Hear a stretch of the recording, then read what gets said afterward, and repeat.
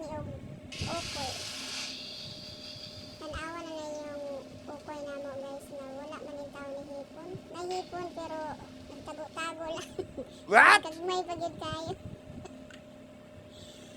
So ginigismikos lang na guys. Ibutangara na siya. Garina, itlog o kalabasa. Mura na yung ingredients. Tapos paminta, sibuyas. So ano ra kadali maghimo ukoy guys no. Di na kinahanglan daghan pa kayo ng rekado sa tungkuan. Basta yung timplada lami lang.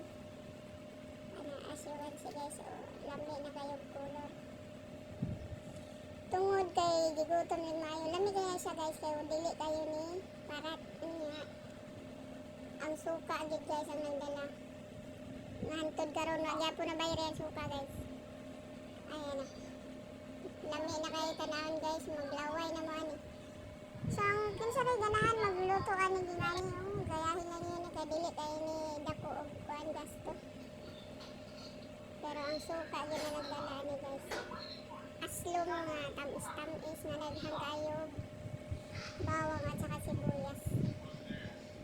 Ayan guys. Nakahiliran na halos. Ako lang yun ang nakahurutan na guys. Kaya dili kayo sa parat. So mo lang to guys no. Thank you for watching. Bye bye. Mwah!